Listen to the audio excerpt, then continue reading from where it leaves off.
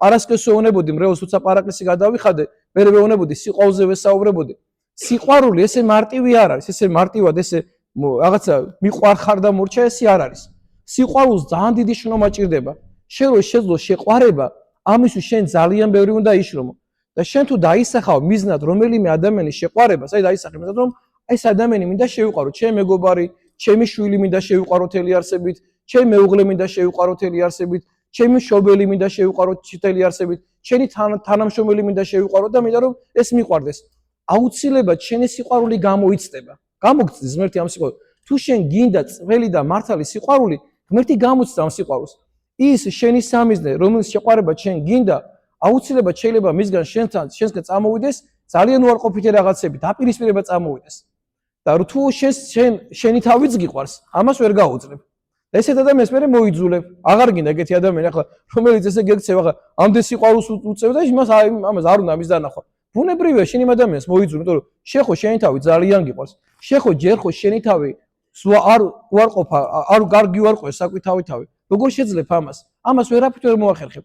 ამიტომ პავლე მოციქული, როდესაც სიყვარულის თვისებებს ჩამოთვლის, რამოდენიმე თვისებას ჩამოთვლის პავლე მოციქული სიყვარულისა, პირველ თვისებად პავლე მოციქული ასახავს ეს რამეს, ამბობს რომ სიყვარული თავის თავს არ ეძებს. ანუ ნამდვილი სიყვარულის თვისება, რომ ის თავის თავს არ ეძებს, ანუ მიყვარხარ შენთვის. ანუ მე ჩემთვის კი არ მიყვარხარ და ჩემთვის კი არ მჭირდები შენ. მე შენ მიყვარხარ, იმიტომ რომ ჩემთვის არ მჭირდები შენ. მე მინდა რომ შენთვის ვიყო, ჩემი სიყვარული მინდა იყო შენთვის. ანუ მე მინდა ჩემი სიყვარული მოგიძღვნა შენ თავიდან ბოლომდე. მინდა რომ შენ იყო ბედნიერი ჩემით. მინდა რომ მე გაგაბედნიერო შენ. და მე უკან არაფერს არ ველოდები ამ სიყვარულის სანაცვლოდ. ანუ მე აქეთ არაფერს არ ველოდები. მე ამას იმიტომ ვაკეთებ, რომ მე სხვანაირად არ შემიძლია. მე არ შემიძლია შენ სხვანაირად მოგექცე. მე მინდა უბრალოდ მიყვარდე და მორჩა. მე მინდა ჩემი თავი შენთვის ბოლომდე დავხარჯო. და შენგან ამას თუ არ მივიღებ, მე ეს ჩემთვის მნიშვნელოვანია, კარგი იქნება თუ მივიღებ, მაგრამ თუ არ მივიღებ, მე ხო ამას სიცოცხლით ვაკეთებდი. და ამიტომაც ვერ პავლე მოციქული ბოლოს ამბობს, ეგეც ყოს ამბობს, რომ სიყვარულიო არასადა დავარდების, ანუ ეგეთი სიყვარულიო არ დაიკარგება, თუნდაც იმ ადამიანმა არ დაინახო შენგან ეს გაღებული გზნობა, შენი მისდამი, ამდენი სიკეთეები, ეს არასადა დავარდების, არ დაიკარგება ეს, იმიტომ რომ შენ ხო ამას როცა აკეთებდი, შენ ხო ეს ხო გახარებდა. და როცა შენ ამით ხარობდი, შენ ხო მაშინ სიხარული მიიღე ამ სიყვარულის გაცემით. და დაკარგული რატოა? იმან არ მიიღო, ეს მაზია დამოკიდებული. შენზე არაფერია დამოკიდებული. ჯვარსო წერ ხოლმე მეუღლებს ვეუბნები ესეთ რამეს ხოლმე, ხშირად ვეუბნები რომ ჯვრის წერის შემდეგ ვეუბნები ხოლმე ესეთ რამეს, დავაყენებ ამბიონთან, ვეუბნები ესეთ რამეს რომ თქვენ ახლა ჯვარი რო დაიწერეთ, მე სულფანს ვეუბნები, თქვენ აღთქმა და პირობა მიეცით ღმერთს მეთქი. პირობაზე ადამიანი ჯვარს რო იწერს, აღთქმას და პირობაზებს ადამიანი ღვთის წინაშე.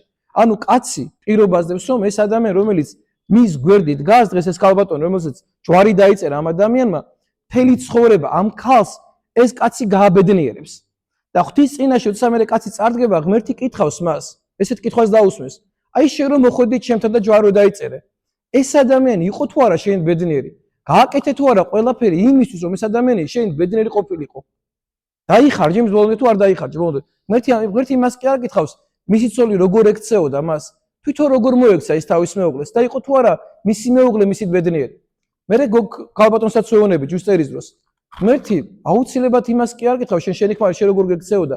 შენ როგორ მოეკეცი მას?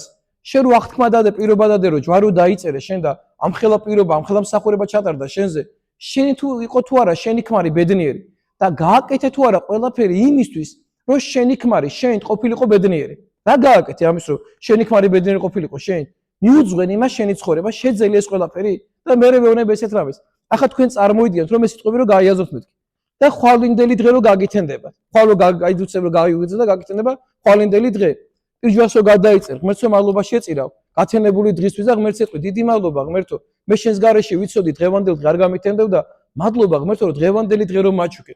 ქმარის და ცოლის რომ ამას იტყვის. და მე ერთი სული რო ექნება ქმარს რომ ცოლი გააბედნიეროს და ცოლსაც მხარეს გააკეთოს და ცოლს ერთი სული რო ქმარი რომ გააბედნიეროს. თქვენ წარმოგიდგენთ ხა ესეთი ოჯახი.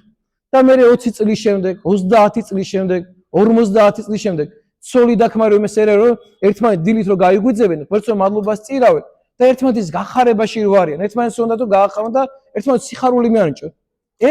ეს რომ უნდა წარმოიდგინე და დღის ბოლო რო დადგება და ცოლი რომ ქმართან დაეტყვის, არ ვიცი დღეს რაღაცა ძალიან სხვა სიაძე ვიყავი, რაღაც საშინლად მოგეკეცი დღეს აი შესვარ ყურადღება ვერ გამოიჩე, ფარით არა უშავს, გონია ჩემ ბრალი იყო ეს. ანუ ცოს კი არ და თვითონ რომ დაიდანაშაულოს საკუთარ თავს. ან ქმარი რო იტყვის ცოლს რომ იცი და ჩემი ბრალია დღევანდელ დღეს რომ შენ რაღაცა ძველი არასწორად მოგეკეცი და ცოლი რო იტყვის არა იცი და არა შენ არაფერს შუაში არ ახარ მე ვარ ამაში.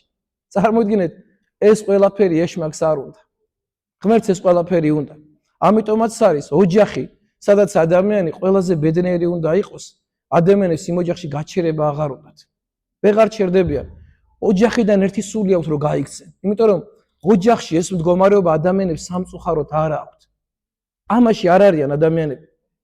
არ და ოჯახი ერთადერთი ადგილია, სადაც ადამიანი ყველაზე ბედნიერი უნდა მიეჩქარებოდეს ადამიანს ოჯახში. უნდა გარბოდეს თავის ოჯახში.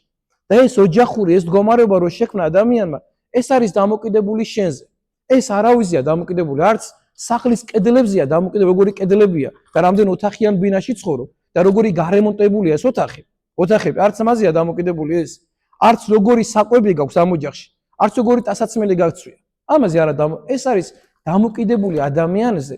ადამიანი, რომელიც ამ ყველაფერს იაზრებს და ადამიანს უნდა რომ ღვთის წინაშე იცხოვროს სწორად. წარმოიდგინეთ ახლა აი საიდან დავიწყე და რა თემაზე ვისაუბრებ. ღმერთი გვესაუბრება მტრის შეყვარებაზე და ჩვენ ესეთი რაღაც რაც ახლა მოგიყევით, ჩვენ აი აქ ვინც გავა ტაძარში, ჩემი ჩათვლით. ეს ჩვენ ამას ჩვენ არ ვაკეთებთ არც ჩვენ სახში. 99% ამას არ ვაკეთებ. შეიძლება 1% იყოს ესეთი, ვინც ესე იქცევა სახში. აი აქ ბრეულშიც კი ჩვენ ქრისტიანებში შეიძლება 1% იყოს ესეთი, ვინც ესე რაც ახლა მე ვთქვი, ესე მეც არ ვიცევ ესე. როგორც ახლა მე ვიქადაგე, მეც არ ვიცევ ესე. მეც არ შემიძლია ამის კეთება. იმიტომ რომ ეს რო შეძლო, ამისთვის საკუთარი თავი უნდა უარყო, ძალიან ბევრი უნდა იშრომო. ადამიანმა საკუთარი თავი ამ საოცარ სიმაღლეზე რო აიყვანო. და ღმერთმა შეგვაძლებინოს ყველას ეს, ღმერთმა შეგვაძლებინოს სწორი, მართალი ქრისტიანული ცხოვრება და ღმერთმა დააგლოცო და ღმერთმა გააგახარო და ღვთის კურთხევა, წყალობა და სიკეთე მალდი ღმერთმა არ მოგა